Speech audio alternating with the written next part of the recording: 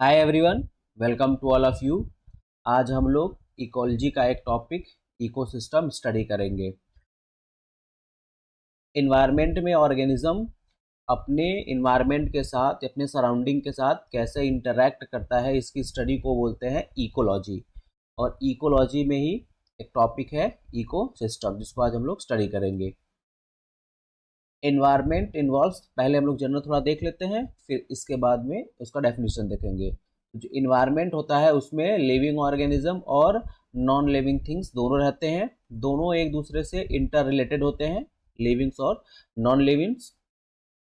Living organism जो होते हैं वो अपने शेल्टर के लिए, फूड के लिए, ग्रोथ और डेवलपमेंट के लिए इन्वायरमेंट से इंटरैक्ट करते हैं। ठीक है, for food, shelter, growth and development all life systems interact with environment.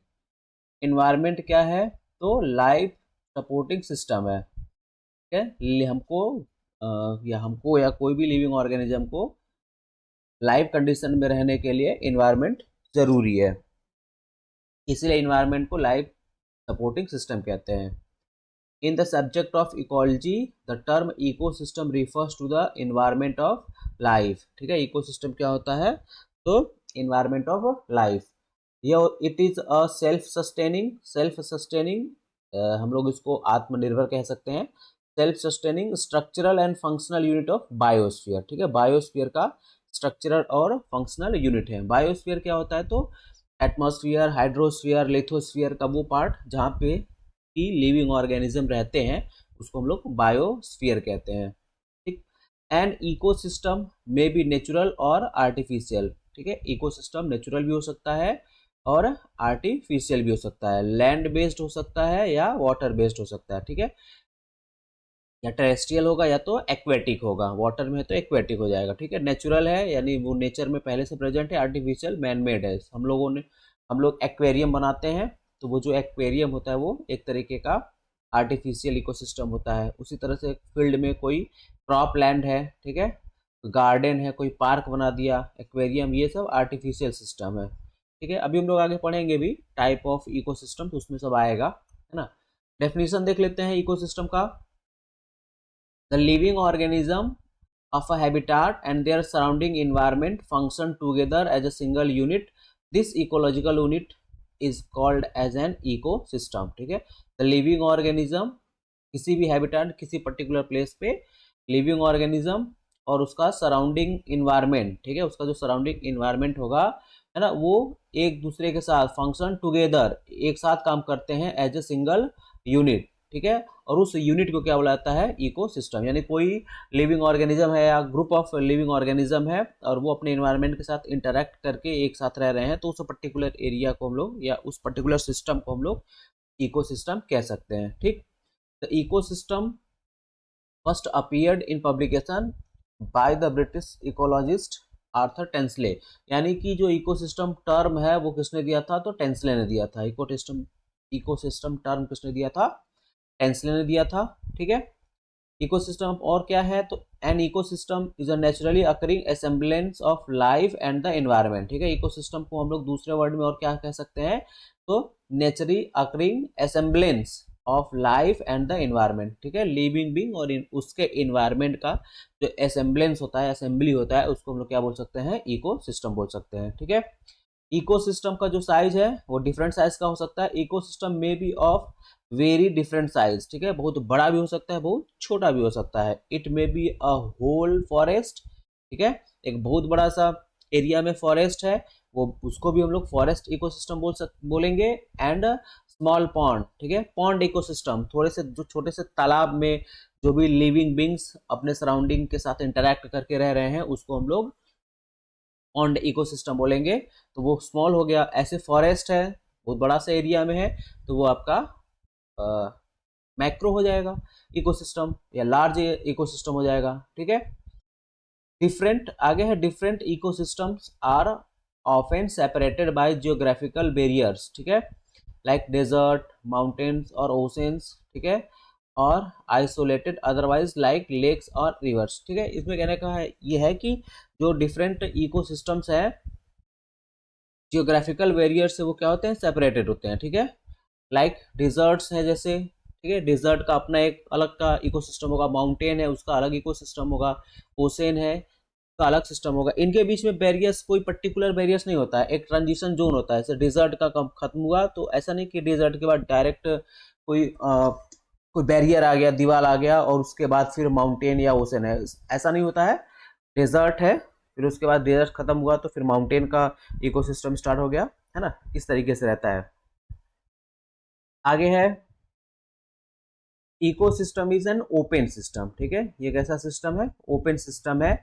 It receives energy, open system है, it receives energy from an outside source जैसे सन, ठीक है, as input, fixes and utilizes the energy and ultimately dissipates the heat into space as output। इसमें क्या है, ecosystem एक open system है, इसमें एनर्जी आती है सन से, सनलाइट के फॉर्म में एनर्जी आया, ठीक है, उस एनर्जी को वो फिक्स करते हैं, यूटिलाइज करते हैं।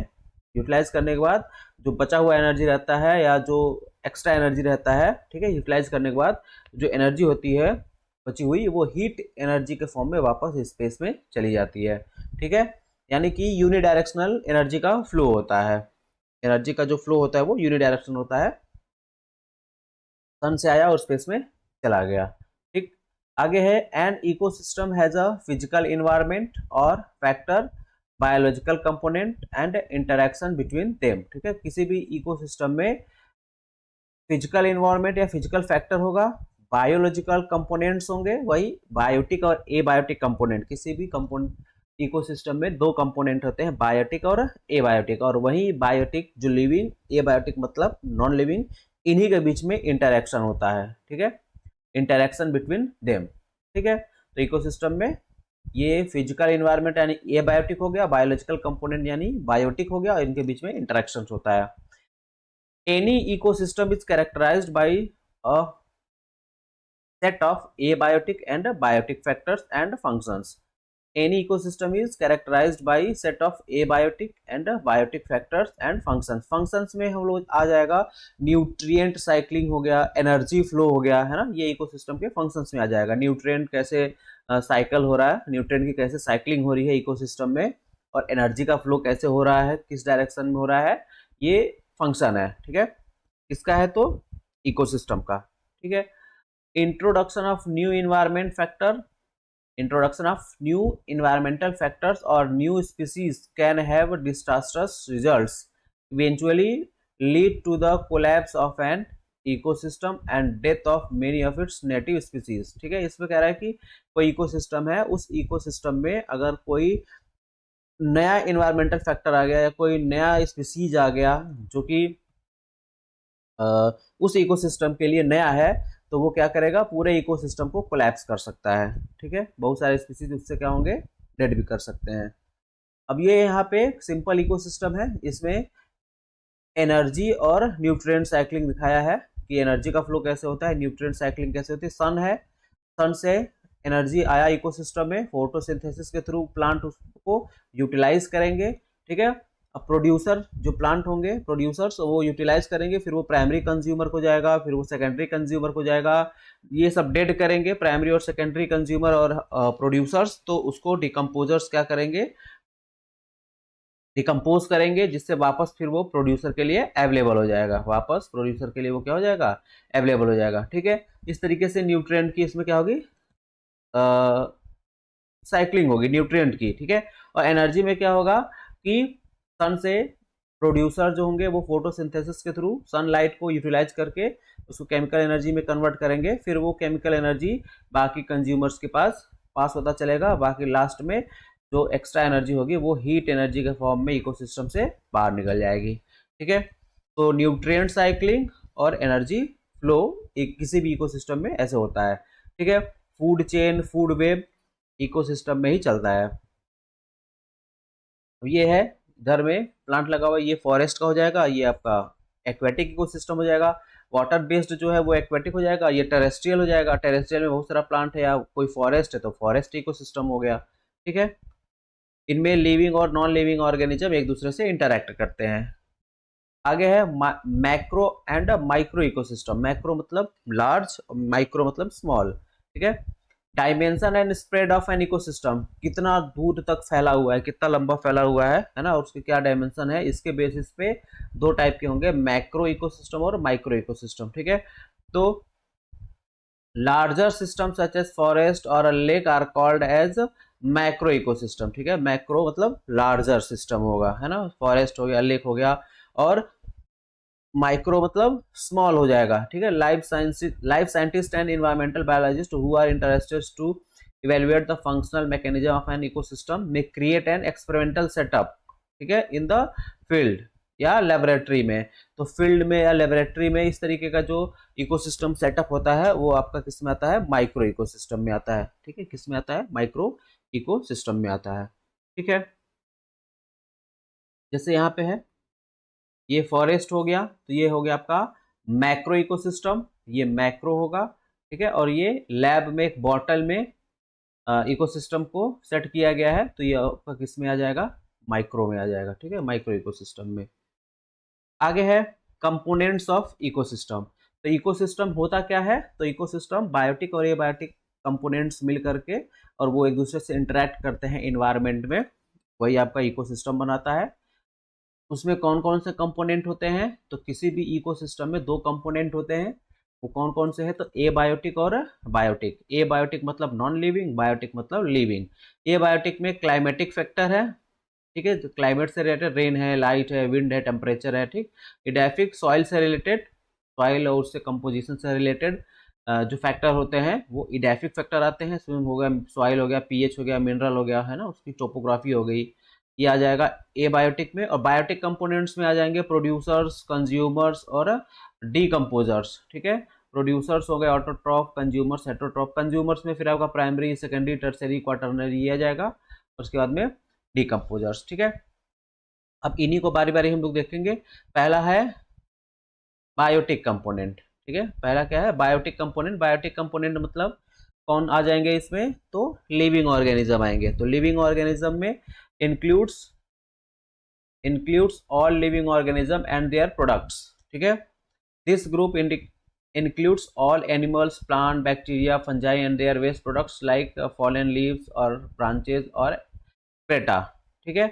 Based on their activity biotic component, फिर इनको हम लोग कैटेगराइज कर लिए हैं, तो प्रोड्यूसर्स, ठीक है। अब प्रोड्यूसर्स कौन होते हैं, तो producers are called energy transducer. जो भी प्लांट्स होते हैं, ग्रीन प्लांट्स होते हैं, जो कि अपना फूड प्रिपेयर कर लेते हैं सनलाइट को यूज करके, उनको हम लोग प्रोड्यूसर्स बोलते हैं, ठीक है।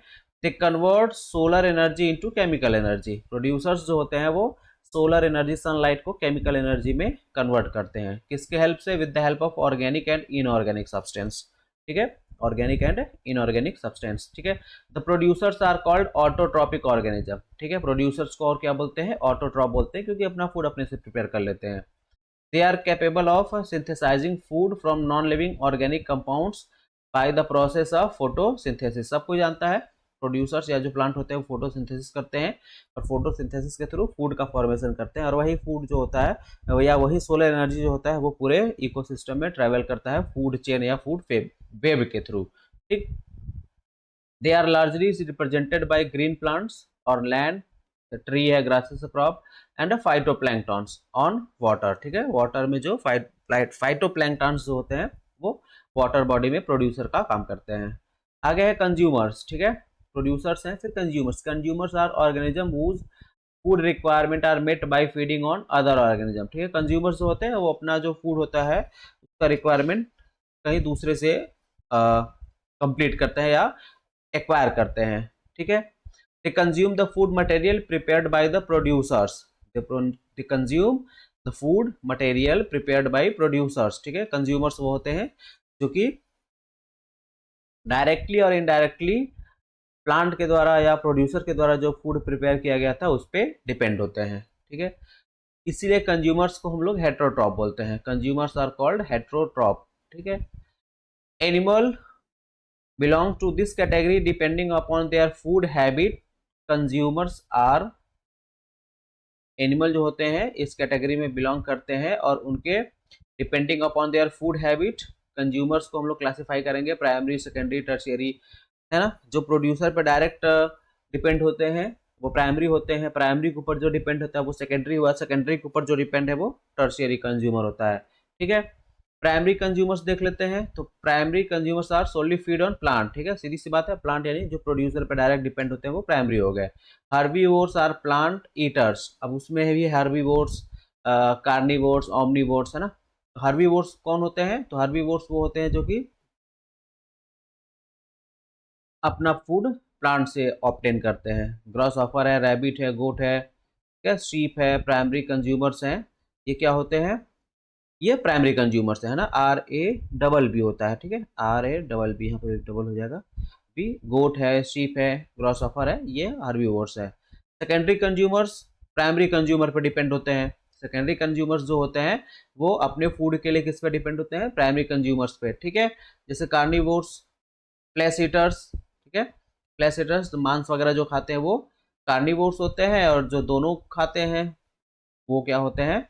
जो मांस और वेजिटेबल्स दोनों खाते हैं वो ऑमनीवोर्स हो जाएंगे। ठीक है, तो ये आपके सेकेंडरी कंज्यूमर्स में आ जाएगा। Eat both vegetables and flash. ठीक है, एग्जाम्पल में कॉकरोच है, फॉक्स है, ह्यूमन है ना। आगे है टर्शियरी कंज्यूमर्स। ठीक है, तो ये सेकेंडरी पे डिपेंड होते हैं।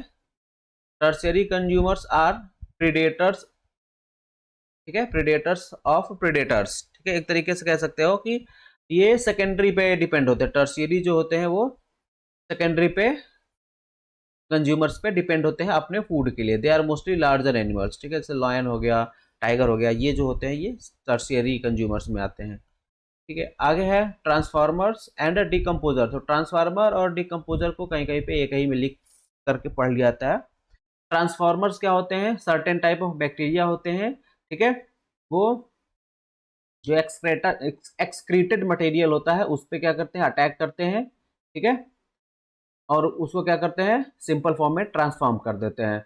The attack on material excreted by other living organism. ठीक है, they transform the above into either organic और इनऑर्गेनिक सब्सटेंस। उसको ट्रांसफॉर्म करते हैं ऑर्गेनिक और इनऑर्गेनिक सब्सटेंस में। ठीक है, और फिर उस मटेरियल को जो ऑर्गेनिक या इनऑर्गेनिक सब्सटेंस में ट्रांसफॉर्म किया गया है उसको वो क्या, वो सुटेबल हो जाता है। These substance are suitable for nutrition of green plants. ठीक है, फिर उसको ग्रीन प्लांट्स अपने रूट्स के थ्रू एब्जॉर्ब कर लेते हैं।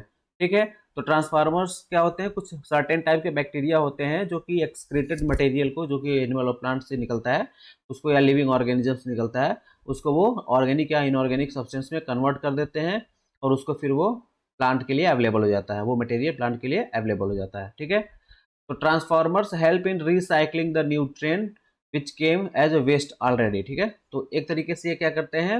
न्यूट्रिएंट की रिसाइकलिंग कराते हैं। ट्रांसफार्मर जो होते हैं वो न्यूट्रिएंट की रिसाइकलिंग कराते हैं, वही काम डिकम्पोजर भी करते हैं।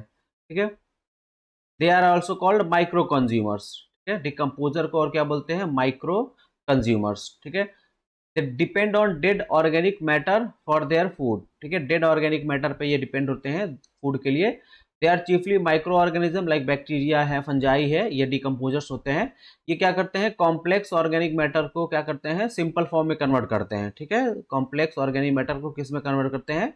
सिंपल फॉर्म में कन्वर्ट करते हैं। ठीक है, और फिर वही कॉम्प्लेक्स मटेरियल को वो सिंपल फॉर्म में कन्वर्ट कर दिए, तो फिर वो सिंपल सब्सटेंस जो बना या सिंपल मटेरियल जो बना उसको फिर प्लांट क्या करेंगे? अपने रूट के थ्रू एब्जॉर्ब कर लेंगे। ठीक है, these substance will be used by autotroph once again, यानी एक बार फिर उसको ऑटोट्रॉप्स क्या करेंगे? ऑब्टेन कर लेंगे, गेन कर लेंगे, एब्जॉर्ब कर लेंगे। ठीक है, some invertebrates animal like protozoa and earthworms use these dead organic matter for their food. They are called as a secondary decomposer. ठीक है, कुछ प्रोटोजोन्स हैं, अर्थवर्म है, वो क्या करते हैं? डेड ऑर्गेनिक मैटर को अपने फूड की तरह यूज करते हैं। ठीक है, इसलिए उनको क्या बुलाता है? Secondary decomposers. ठीक है, सेकेंडरी डिकम्पोजर्स। ठीक है, आगे है, इसी को क्लासिफाई किए हैं बायोटिक कंपोनेंट को। बायोटिक कंपोनेंट में प्रोड्यूसर हो गया, ठीक है, जो अपने से अपना फूड बनाते हैं फोटोसिंथेसिस के थ्रू। कंज्यूमर्स हो गए, फिर डिकम्पोजर्स हो गए। डिकम्पोजर्स कौन होंगे? तो organism that get their food by breaking down dead plant and animals. ठीक है, कंज्यूमर्स में क्या होंगे? जो कि प्रोड्यूसर पे डिपेंड होंगे अपने फूड के लिए, तो वो हो जाएंगे कंज्यूमर। अब उसमें वही है, प्राइमरी हो गया, सेकेंडरी हो गया और टर्शियरी हो गया। प्राइमरी कंज्यूमर, सेकेंडरी कंज्यूमर और टर्शियरी कंज्यूमर। जो प्राइमरी पे डिपेंड होगा उसको सेकेंडरी बोलेंगे, जो सेकेंडरी पे डिपेंड होगा उसको टर्शियरी बोलेंगे, ठीक है। और प्राइमरी कंज्यूमर प्रोड्यूसर पे डिपेंड होते हैं, ठीक है। आगे है एबायोटिक कंपोनेंट्स। आगे क्या है? Abiotic components. ये था बायोटिक कंपोनेंट्स, अगला है एबायोटिक कंपोनेंट्स। तो इसमें कौन आ जाएगा? Abiotic components are non living components, ठीक है, ये नॉन लिविंग होंगे, है ना। जिसमें क्लाइमेटिक एंड फिजिकल फैक्टर और दूसरा हो जाएगा केमिकल फैक्टर। तो क्लाइमेटिक में क्या हो जाएगा? एयर हो गया, वाटर हो गया, सॉइल हो गया, सनलाइट होगा, रेनफॉल हो गया, टेम्परेचर, ह्यूमिडिटी, सॉइल टेक्सचर, ठीक है, जियोमॉर्फिक कंडीशंस, ये सब आपका क्लाइमेटिक फिजिकल फैक्टर आ जाएगा, है ना। और केमिकल फैक्टर में आ जाएगा inorganic and organic substance. Inorganic और ऑर्गेनिक सब्सटेंस आपके केमिकल फैक्टर में आ जाएंगे, ठीक है। इनऑर्गेनिक सब्सटेंस में these are various nutrient elements. Inorganic में कौन कौन से आ जाएंगे? तो various nutrient element and compound, ठीक है। एग्जांपल में carbon, nitrogen, sulphur, phosphorus, carbon dioxide, water, ठीक है। These are involve in the cycling of material in the ecosystem, ठीक है। ये इन्वॉल्व होते हैं मटेरियल के साइक्लिंग में, इकोसिस्टम में। ऑर्गेनिक कंपाउंड में कौन आ जाएगा? तो ऑर्गेनिक में आ जाएंगे प्रोटीन्स, कार्बोहाइड्रेट, लिपिड्स, ठीक है, ह्यूमिक सब्सटेंसेस, ठीक है। They are largely form the living body and link the abiotic component with the biotic factor, ठीक है। They largely forms the living body, है ना, बायोमोलिक्यूल्स हैं ही, प्रोटीन है, कार्बोहाइड्रेट, लिपिड, ये सब बायोमोलिक्यूल्स हैं, तो ये बनाएंगे ही living body. And link the abiotic compound with the biotic factor, ठीक है। और ये एबायोटिक कंपोनेंट को बायोटिक फैक्टर के साथ लिंक करते हैं, ठीक। कुछ और है, abiotic factor determine the type of organism that can successfully live in the particular area. तो एबायोटिक फैक्टर डिटरमाइंस, तो एबायोटिक फैक्टर जो होते हैं वो डिटरमाइन करते हैं कि किस टाइप के ऑर्गेनिज्म किसी पर्टिकुलर एरिया में सक्सेसफुली सर्वाइव कर सकते हैं, ठीक है। Some of the major non living factors of an ecosystem are, ठीक है। कुछ मेजर जो नॉन लिविंग फैक्टर्स है किसी भी इकोसिस्टम का, सनलाइट है, टेम्परेचर है, वाटर है, ऑक्सीजन है, सॉइल है, एयर है, ये सब क्या करते हैं? ये सब डिसाइड करते हैं या डिटरमाइन करते हैं कि किसी पर्टिकुलर एरिया में कौन सा ऑर्गेनिज्म सक्सेसफुली सर्वाइव कर सकता है, ठीक। उन्हीं के बारे में थोड़ा थोड़ा है। Sunlight is necessary for photosynthesis, अभी हम लोग पढ़े फोटोसिंथेसिस करके सारा का सारा जो भी इकोसिस्टम में एनर्जी आता है उसका जो प्राइमरी सोर्स होता है वो सनलाइट ही होता है, ठीक है। सनलाइट जो होता है इसके प्रेजेंस में फोटोसिंथेसिस होती है, बाकी फिर फोटोसिंथेसिस के थ्रू जो फूड बनता है वो सारा का सारा फूड इकोसिस्टम के अदर ऑर्गेनिज्म के लिए अवेलेबल हो जाता है, ठीक है। It has a profound effect on the growth and development of life. Water is the elixir of life, all living things require water for their survival, हम सब जानते हैं। Temperature, all living things have a range of temperature in which they can survive, beyond those limit it will be difficult for them to live, ठीक है। किसी particular temperature पे ही कोई particular organism survive कर पाता है, उससे ज़्यादा हो गया या उससे बहुत कम हो गया तो फिर वो सर्वाइव नहीं कर पाता है। यानी सनलाइट है, वाटर है, टेम्परेचर है ना, ऑक्सीजन की अवेलेबिलिटी कितनी है कि नहीं है, इसके बेसिस पे, और सॉइल कैसा है वहाँ का, है ना, सॉइल कैसा है, फर्टाइल है, इनफर्टाइल है, या उसमें किस टाइप के प्लांट्स ग्रो कर सकते हैं, ये सब उस पर्टिकुलर एरिया में डिटरमाइन करता है कि कौन ऑर्गेनिज्म सरवाइव करेगा, ठीक है। तो ये था इकोसिस्टम और उसके कंपोनेंट्स। इसके अगले वाले क्लास में हम लोग देखेंगे टाइप ऑफ इकोसिस्टम, ठीक है। इसके अगले वाले क्लास में टाइप ऑफ इकोसिस्टम देखेंगे, फिर उसके बाद हम लोग देखेंगे इकोसिस्टम में न्यूट्रिएंट साइक्लिंग, एनर्जी का ट्रांसफर कैसे होता है, ठीक है। आज के लिए इतना ही रहने देते हैं, ठीक। Thank you.